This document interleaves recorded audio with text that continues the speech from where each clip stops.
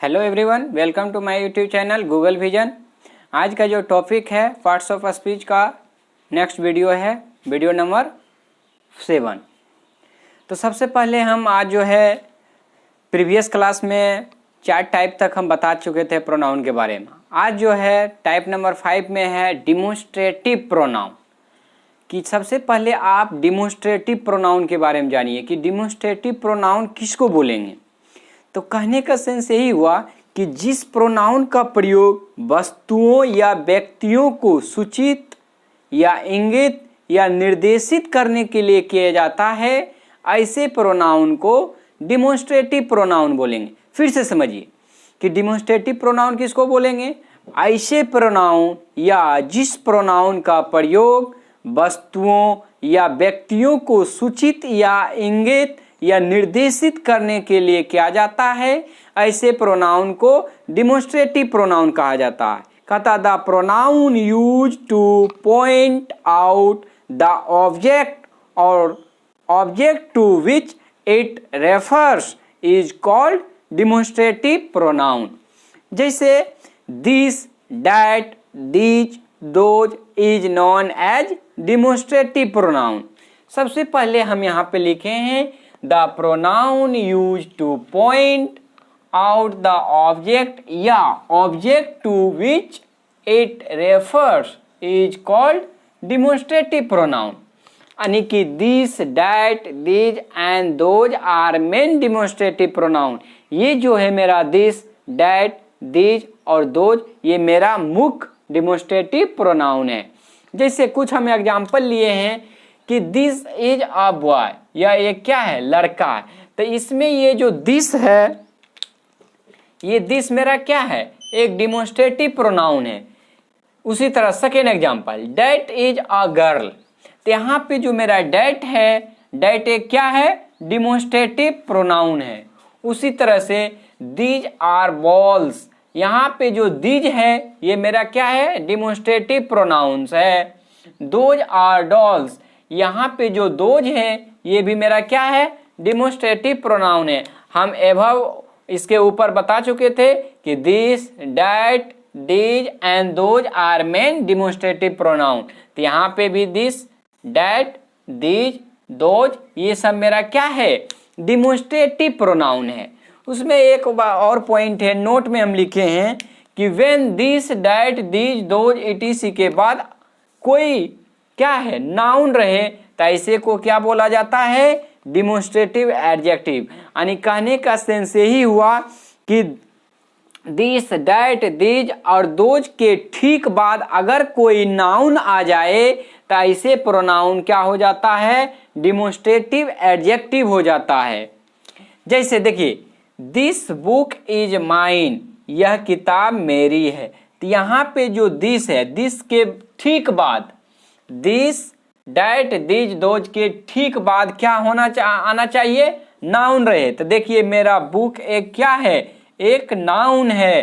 तो ये मेरा क्या हो जाएगा, ये जो सेंटेंस दिया हुआ है ये मेरा डिमोन्स्ट्रेटिव एडजेक्टिव हो जाएगा। यहाँ पे जो दिस है ये मेरा डिमोन्स्ट्रेटिव प्रोनाउन नहीं होकर बल्कि ये क्या हो जाएगा, डिमोन्स्ट्रेटिव एडजेक्टिव। उसी तरह say that book is yours, यहाँ पे जो डैट है, डैट के ठीक बाद क्या है मेरा, बुक, बुक जो कि एक नाउन है, ये भी मेरा क्या हो गया, डिमोन्स्ट्रेटिव एडजेक्टिव। यानी डायरेक्ट आपको याद रखना है कि दिस, डैट, दीज, दोज के ठीक बाद अगर कोई नाउन आ जाए तो वे जो मेरा वर्ड्स है दिस, डैट, दीज, दोज, वे क्या हो जाते हैं, डिमोन्स्ट्रेटिव एडजेक्टिव बन जाते हैं। उसी तरह से जैसे दिस, दीज के बाद मेरा एक क्या है, काउज, काउज मेरा क्या है, एक नाउन है। तो ये भी मेरा क्या हो गया, डिमोन्स्ट्रेटिव एडजेक्टिव। उसी तरह से दोज, दोज के बाद मेरा क्या है, नाउन है। तो ये जो मेरा दोज हो गया, क्या हो गया, डिमोन्स्ट्रेटिव एडजेक्टिव। आई होप आप इसको अब अच्छी तरह से समझ चुके होंगे। आप इसका स्क्रीनशॉट लीजिए, फिर इसके आगे हम बताते हैं।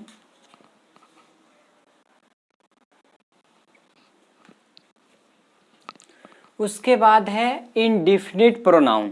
सबसे पहले आप इंडिफिनिट प्रोनाउन के बारे में समझिए कि इंडिफिनिट प्रोनाउन हम किसको बोलेंगे, इसकी क्या पहचान है। तो कहता है जिस प्रोनाउन से किसी निश्चित व्यक्ति या वस्तु का बोध नहीं होता हो ऐसे प्रोनाउन को इंडिफिनिट प्रोनाउन बोलेंगे। फिर से समझिए, हम क्या बोलें कि जिस प्रोनाउन से किसी निश्चित व्यक्ति या वस्तु का बोध नहीं होता है ऐसे प्रोनाउन को इंडिफिनिट प्रोनाउन बोला जाता है। यानी कहता है an indefinite pronoun refers to person या things in a general way. यानी जनरल वे में ये किसको रेफर्स करता है, पर्सन्स या थिंग्स को। But does not refers to any person या थिंग इन पार्टिकुलर। यानी किसी खास व्यक्ति या वस्तु को रिप्रेजेंट नहीं करता है। ऐसे प्रोनाउन को क्या बोला जाता है, इंडिफिनिट प्रोनाउन बोला जाता है। वही बात यहाँ पे लिखा हुआ है कि an indefinite pronoun refers to person और things in a general way. यानी जनरल वे में ये किसको रेफर्स कर रहा है, किसी व्यक्ति या वस्तु को। जबकि and does not refers to any person और थिंग इन ए पार्टिकुलर। यानी किसी खास व्यक्ति या वस्तु को रिप्रेजेंट नहीं कर रहा है। ऐसे प्रोनाउन को इंडिफिनिट प्रोनाउन कहा जाता है। इसका हम कुछ एग्जाम्पल लिए हैं, जैसे कि समबडी, एनीबडी, सम, ऑल, नन, मेनी, वन। ये सब मेरा क्या हो गया, इंडिफिनिट प्रोनाउन हो गया। जैसे कि सम हैज स्टोलन माई पेन, किसी ने मेरी कलम क्या की, चुरा ली है। तो ये मेरा क्या है, कंफर्म नहीं है, निश्चित नहीं है कि कौन मेरा पेन चुराया है। तो यहाँ से हमको पता नहीं चल रहा है, डिफिनिट नहीं पता चल रहा है, यानी कि इंडिफिनिट है, निश्चित नहीं है। उसी तरह से सेकेंड एग्जाम्पल है कि एनीबडी कैन बीट हिम, कोई भी उसे पीट सकता है। एनीबडी कैन बीट हिम, कोई भी उसे क्या है, पीट सकता है। उसी तरह से फिर थर्ड एग्जाम्पल लिए हैं कि सम आर जेंटल, कुछ क्या होते हैं, नेक होते हैं। सम आर जेंटल, कुछ नेक होते हैं। उसी तरह से नेक्स्ट एग्जाम्पल फिर लिए हैं कि ऑल आर फुलिश, सभी क्या है, मूर्ख है। None can do this, next example है नन कैन डू दिस, इसे कोई नहीं कर सकता। नन कैन डू दिस का मीनिंग होता है इसे कोई नहीं कर सकता है। उसी तरह से नेक्स्ट एग्जाम्पल है many of them were killed, उनमें से क्या है, अनेक मारे गए, उनमें से अनेक मारे गए। उसके बाद नेक्स्ट है one must not praise one self, किसी व्यक्ति को अपनी प्रशंसा नहीं करना चाहिए। यहाँ पे लिखा हुआ है one must not praise one self, किसी व्यक्ति को अपनी प्रशंसा जो है नहीं करना चाहिए। उसके बाद नेक्स्ट है नथिंग इज परफेक्ट, कोई भी क्या है, परफेक्ट नहीं है।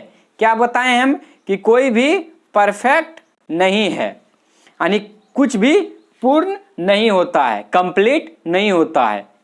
उसके बाद लास्ट में है any of you can take it, any of you can take it, तुमसे कोई इसे ले सकता है। यानी कहने के सेंस यहाँ हुआ कि any of you can take it, तुमसे कोई इसे ले सकता है। अगर आपको ये वीडियो अच्छा लगे तो लाइक सब्सक्राइब जरूर करें। Thank you.